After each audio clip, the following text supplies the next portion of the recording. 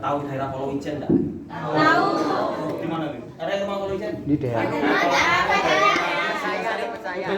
Di daerah.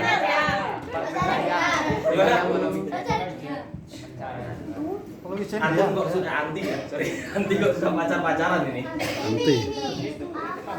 Kalau apa ya, masa-masa remaja biasanya gitu. Enggak masalah, yang penting enggak ketahuan. Oke. Daerah Polowijen, balik lagi daerah Polowijen. Daerah Polowijen kalau teman-teman ke arah Singasari ada patung besar itu di sebelah timurnya jalan, terus setelah patung itu ada perumahan Kalindra, sebelah baratnya ada perumahan Riverside gitu ya. Nah, itu wilayah Polowijen namanya. Nah, wilayah Polowijen dulu tercatat di sastra atau di serat kuno abadnya masa Majapahit akhir sekitar abad 15 itu tercatat di dalam kitab namanya Pararaton. Kitab namanya Pararaton. Itu ceritanya raja-raja Jawa. Teruskan situ. Nah, ada satu wilayah atau yang dikenal dengan Desya atau dikenal dengan Wanwa bahasa Jawa kunonya. Asing enggak dengan bahasa Jawa kuno? Asli Jawa semua atau tapi? Jawa. Saya punya hadiah satu lembar biru aja, jangan merah dulu. Yang bisa translatekan, saya kasih satu lembar. Warnanya biru. Merahnya nanti. Yang bisa katakan ya? Coba. Kalau memang asli Jawa saya tes. Ya, ayo. Translatekan apa yang saya katakan. Wis naripun sampun dalem gesangaken dhateng wingking.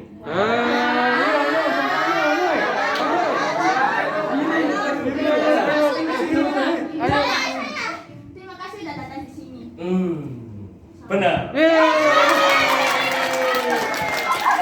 Benar-benar ngawur. Benar-benar ngawur. Oh ya, ada lagi ya. Ada lagi ya. Wis naripun sampun dalem gesangaken dhateng wingking. Ayo.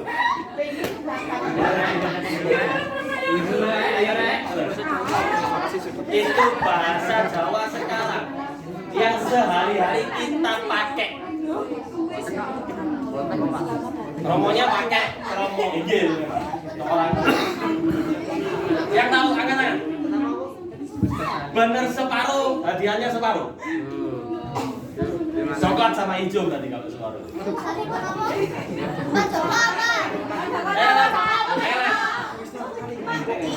Lima, empat, tiga, dua, satu, tidak ada yang katakan berarti tidak tahu.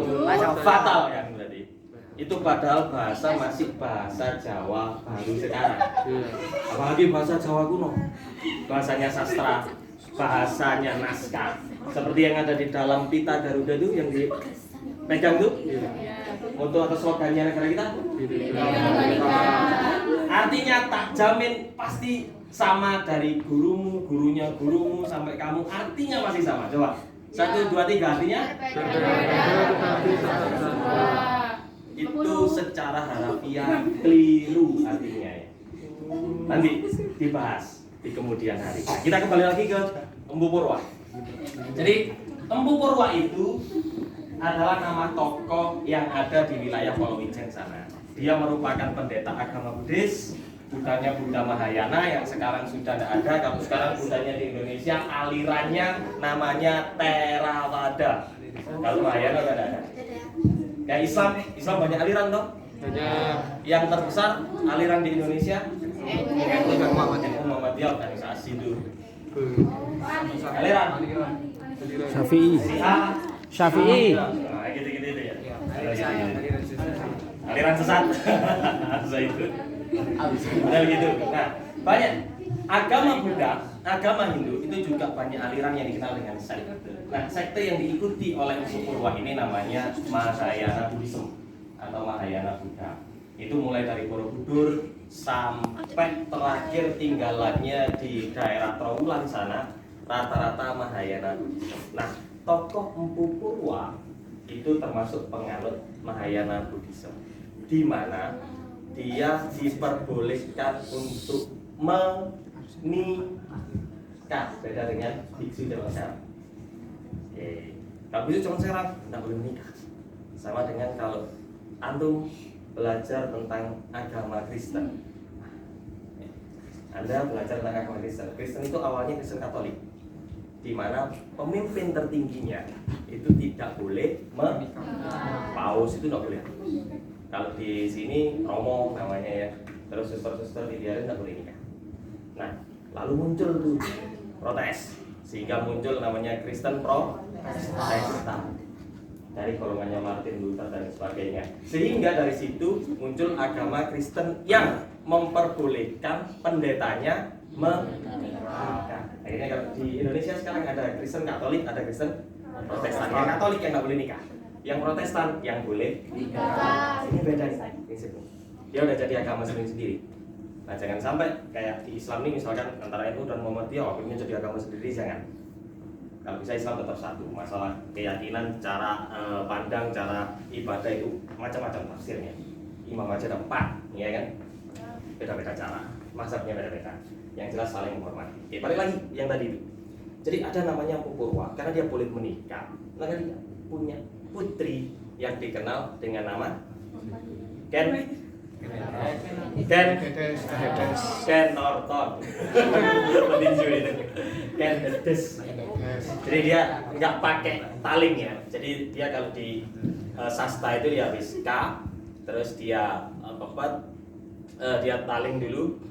Terus dia D-nya bukan di taling tapi dia pakai pepak atas. Jadi bacanya Ken Dedes, bukan Ken Dedes. Karena kita orang Jawa biasanya lidah kita agak kesleo tuh, bacanya akhirnya Ken Dedes. Bedes sama bedes itu beda. Ya, sama-sama ini Pak. Iya, tapi artinya beda. Kowe kok koyok bedes. Artinya awakmu kok koyok pembantu nepate. Pembantu nepate itu maksudnya cantrik yang nyatet. Apik nganti bedes. Sekretaris. Tapi kowe kok koyok bedes. Itu bisa hati. Ya kan? Leksikal bahasa wala beda satu huruf aja. Bibi sama babi aja beda kok. Artinya iya kan? Dipanggil bibi, boleh ketawa. Dipanggil babi, marah orang. Nah, saya tadi. Jadi bukan Ken Dedes, tapi Ken Dedes. Nah, ketika punya putri bernama Ken Dedes, singkat cerita, Anda semua tahu di sejarah secara umum dia dinikahi oleh Tunggul Kemetung, dinikahi lagi oleh Kenaro. Kenaro menjadi raja, akhirnya menurunkan raja-raja Jawa ya, sampai Majapahit. Dari mulai Kenaro sampai terakhir masa Majapahit dikenal dengan nama rajanya Girindrawardhana. Nah, oleh sebab itu Kenaro adalah tokoh pusat. Siapa yang dinikahi Kenaro? Ken Dedes. Siapa ayahnya Ken Dedes? Empu Purwa. Nah, singkat cerita, ketika Kota Malang ingin mempunyai museum, waktu itu belum namanya museum, namanya masih Balai Penyelamat Benda Cagar Budaya. Itu tahun sekitar 2004-an, 2002 di Godok, 2003, 2004 diresmikan. Namanya Balai Penyelamat Benda Cagar Budaya, dinamakan Empu Purwa. Jadi siapa Empu Purwa? Di mana tempat tinggalnya? Kalau Wijen masuk daerah teritorial Kota Madya, Kota Singosari, Kota Madya ya. Jadi batas teritorial wilayah kita kalau Wijen masuk Kota Madya, sehingga itu yang digunakan sebagai nama Balai Penyelamat. Terus waktu itu diresmikan namanya Prof Muhajir. Prof Muhajir itu dulu salah satu dosen saya di Fakultas Pendidikan itu di M, terus dia jadi rektor di UMM Universitas Muhammadiyah, lalu dia diangkat jadi Menteri Pendidikan waktu itu di pusat. Nah, ketika dia jadi Menteri Pendidikan, museum ini dari Balai Penyelamat statusnya dirubah menjadi museum. Apa beda perubahan antara Balai Penyelamat dan museum? Kalau Balai Penyelamat gampangannya dia dapat dana dari pusat. Kalau museum dia dapat dana dari pusat yang dikenal dengan DAK sekarang, dana abadi kebudayaan. Kalau dulu dananya cuma 1 juta, kalau sekarang 1 M. Nah, ini gampangnya ini. Makanya bisa. Nah, kebetulan nanti di ruang movie tadi Mas Arya udah menjelaskan kalau misalkan ini